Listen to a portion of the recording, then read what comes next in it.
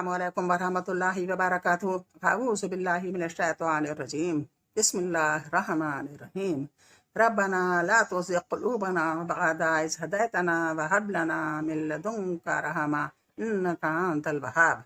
ऐ हमारे रब, हिदायत के बाद हमारे दिलों को टेढ़ा न करना और हमें अपनी तरफ से रहमत अता फरमा, बेशक तू बहुत अता करने वाला है। सूरह नबा का 31 आयत से तर्जुमा तफसीर शुरू हो रहा है। गौर से सुनिए प्लीज़। बिस्मिल्लाहिर्रहमानिर्रहीम।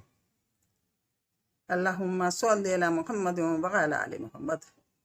बिलाशुबा मुत्तकी लोगों के लिए कामयाबी है। बागात और अंकुर हैं और उभरी और हम उम्र बीवियाँ और शराब के जाम छलकते हुए नहीं सुनेंगे वो इसमें लघु या फालतू बातें और ना झूठ दिए जाएंगे। जज़ा आपके रब की तरफ से अतिया काफ़ी हो जाने वाला। जहाँ अल्लाह तबारक व तआला ने मुजरिमों का हाल बयान किया, वहाँ अहले तक़वा के अंजाम का जिक्र भी फरमाया।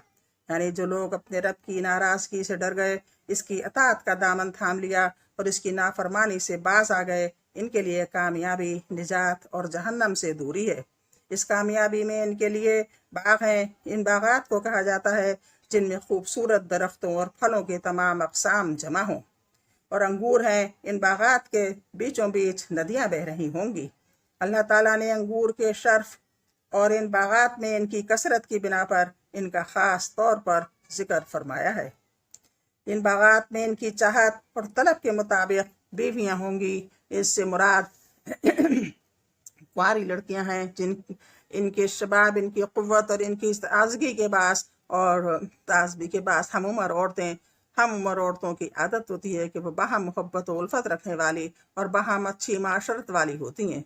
वो उम्र जिसमें वो होंगी 33 साल है और ये मुतदिल तरीन शबाब की उम्र है।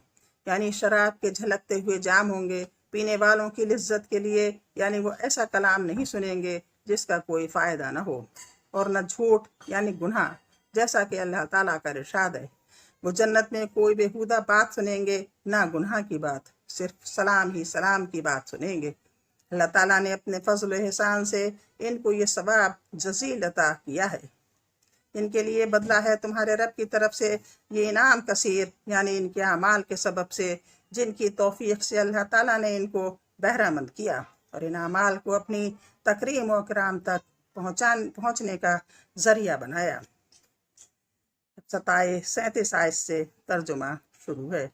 जो रब है आसमानों और ज़मीन का और जो कुछ इन दोनों के दरमियान है, नहायत मेहरबान नहीं इख्तियार रखेंगे वो इससे बात करने का। इस दिन खड़े होंगे जिब्राइल और सब फरिश्ते, सब बस्ता, नहीं कलाम कर सकेंगे वो मगर वही के इजाज़त देगा इसको रहमान और कहेगा वो दुरुस्त बात।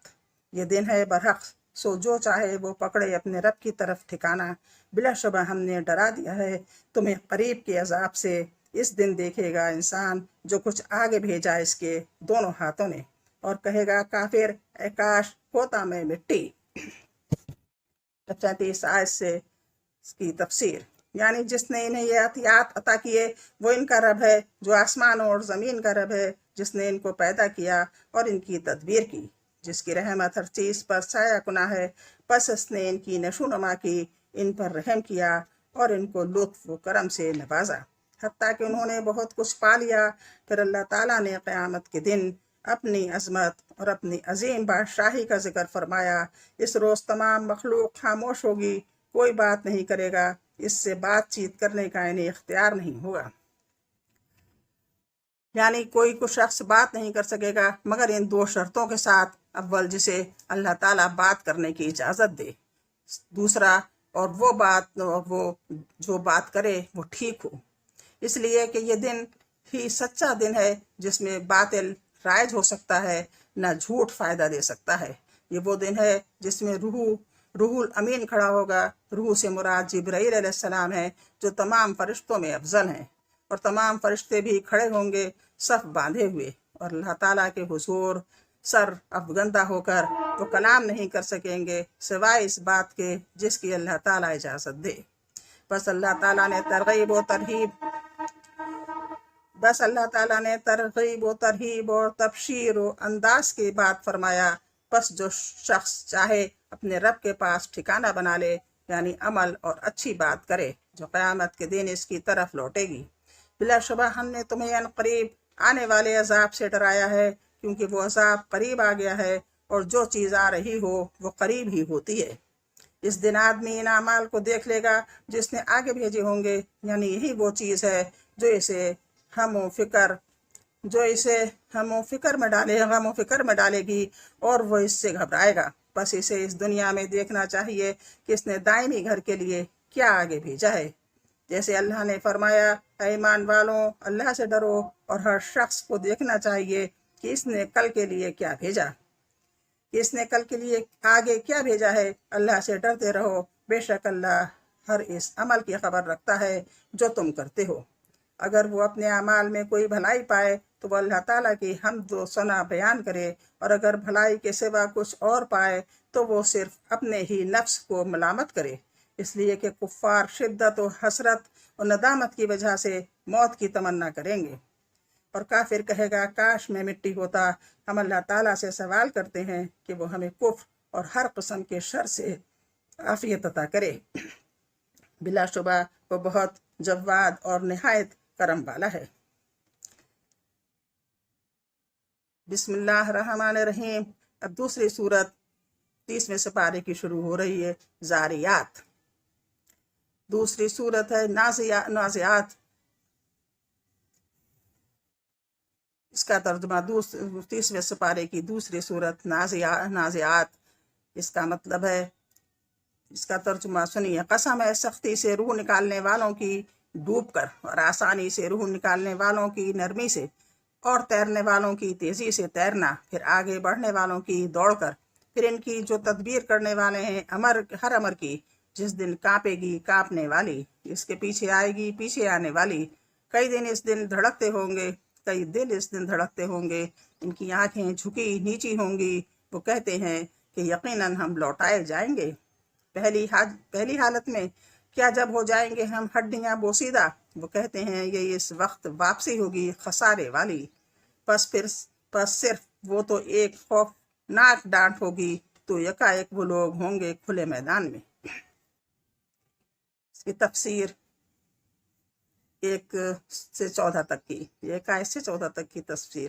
مکرم فرشتوں اور ان کے افعال کی کھائی ہوئی قسمیں جو اللہ تعالیٰ کے حکم کے سامنے ان کی کامل اطاعت اور اس کو نافذ کرنے میں ان کی سرعت پر دلالت کرتی ہیں۔ اس میں ایک احتمال یہ ہے کہ جس امر پر قسم کھائی گئی ہے وہ جزا اور قیامت ہے۔ اس کی دلیل یہ ہے کہ اس کے بعد قیامت کے احوال بیان کیے گئے ہیں۔ اس میں دوسرا احتمال یہ ہے کہ جس پر قسم کھائی گئی ہے اور جس کی قسم کھائی ہے وہ دونوں ایک ہوں، نیزے کہ اللہ تعالیٰ نے فرشتوں پر اس لیے قسم کھائی ہے کہ ان پر ایمان لانا ایمان کے 6 ارکان میں سے ایک رکن ہے، نیزے کہ یہاں ان کے افعال کا ذکر کرنا اس جزا کو متضمن ہے جس کا انتظام موت کے وقت، موت سے پہلے یا موت کے بعد فرشتے کرتے ہیں۔ اس لیے فرمایا والنازعات غرقا، ان کی قسم جو ڈوب کر کھینچ لیتے ہیں، اس سے مراد وہ فرشتے ہیں جو طاقت کے ساتھ روح قبض کرتے ہیں اور روح قبض کرنے میں مبالغہ کرتے ہیں، یہاں تک کہ روح نکل جاتی ہے اور اسے اس کے عمل کی جزا دی جاتی ہے، اور ان کی جو آسانی سے کھول دیتے ہیں، اس سے بھی فرشتے مراد ہیں جو ارواح کو قوت اور نشاط کے ساتھ نکالتے ہیں۔ یا اس کے معنی یہ ہے کہ پھرتی اور تیزی سے روح نکالنے کا معاملہ اہل ایمان کی ارواح کے ساتھ ہے، اور ارواح کو کھینچ کر زور سے نکالنا کفار کی ارواح کے ساتھ ہے۔ ارواح روح کی جمع ہے، یعنی ہوا کے اندر ادھر ادھر آتے جاتے اور اوپر چڑھتے اور نیچے اترتے فرشتوں کی قسم۔ دوسروں پر سبقت لے جانا، پس فرشتے اللہ تعالیٰ کے حکم کی طرف جلدی سے آگے بڑھتے ہیں، اور وہی الہی کو اللہ تعالیٰ کے رسولوں تک پہنچانے میں شیاطین سے آگے بڑھ جاتے ہیں تاکہ شیاطین اس کو چرا نہ لیں۔ یہ وہ فرشتے ہیں جن کو اللہ تعالیٰ نے عالم بالا اور عالم سفلی کے بہت سے امور کی تدبیر کے لیے مقرر فرمایا ہے، مثلا بارشوں، نباتات، ہواؤں اور سمندروں اور ماؤں کے پیٹوں میں بچوں، حیوانات، جنت اور جہنم وغیرہ کے کام۔ جس دن زمین پر بھونچال آئے گا اور یہ قیامت کا قائم ہونا ہے، یعنی ایک اور زلزلہ جو اس کے ساتھ ہی اس کے پیچھے پیچھے آئے گا۔ اس دن جو کچھ نظر آئے گا اور سنائی دے گا، اس کی شدت کی بنا پر دل دہل جائیں گے، نگاہیں بہت ذلیل اور حقیر ہوں گی، ان کے دلوں پر خوف طاری ہوگا، گھبراہٹ ان کی عقل کو زائل کر دے گی، ان پر تعصب کا غلبہ ہوگا اور حسرت ان پر قبضہ کر لے گی۔ منکرین قیامت جو قیامت کو نکارتے ہیں دنیا کے اندر استہزاء کے طور پر، یعنی مذاق کے طور پر، اور حیات بعد الموت کا انکار کرتے ہوئے کہتے ہیں، یعنی کیا مرنے کے بعد ہمیں پہلی تخلیق کی طرف لوٹایا جائے گا؟ یہ کوشچن انکاری ہے، جو انتہائی تعجب اور اس کو محال سمجھنے پر مبنی ہے۔ انہوں نے حیات بعد الموت کا انکار کیا، انہیں مرنے کے بعد زندہ ہونے کا انکار کیا، پھر اس کو بہت الگ بات سمجھنے میں بڑھتے چلے گئے، بہت دور کی بات سمجھنے میں، بعید کو اس کو بعید، پھر اس کو بعید سمجھنے میں بڑھتے چلے گئے، پھر اسی پر جم گئے۔ وہ اس دنیا میں تکذیب کے طور پر کہتے ہیں، یہ جھٹلانے کے طور پر کہتے ہیں، یعنی جب ہم بوسیدہ ہڈیاں بن جائیں گے تو کیا اس کے بعد ہمیں دوبارہ زندگی کی طرف لوٹایا جائے گا؟ کہتے ہیں یہ لوٹنا خسارہ ہے، یعنی انہوں نے اللہ تعالیٰ کی قدرت کے بارے میں جہالت اور اس کے حضور جسارت کی بنا پر اس امر کو بعید سمجھا کہ اللہ تعالیٰ انہیں دوبارہ زندہ کر دے گا۔ جب وہ بوسیدہ ہڈیاں بن جائیں گے تو کیا انہیں دوبارہ زندگی عطا کی جائے گی؟ اللہ تعالیٰ نے اپنے لیے اس امر کے بہت آسان ہونے کا ذکر کرتے ہوئے فرمایا، وہ تو صرف ایک ڈانٹ ہوگی، یعنی اس روز سور پھونکا جائے گا، تب تمام مخلوق، تمام خلائق روئے زمین پر کھڑے دیکھ رہے ہوں گے، تو اللہ تعالیٰ ان سب کو اکٹھا کرے گا، ان کے درمیان عدل پر مبنی فیصلے کرے گا اور ان کو جزا و سزا دے گا۔ یہ 14 آیت تک کا ترجمہ و تفسیر تھا نازعات کا، 30 سپارے کی دوسری صورت۔ اب انشاءاللہ کل ملاقات ہوگی۔ اللہ حافظ، السلام علیکم۔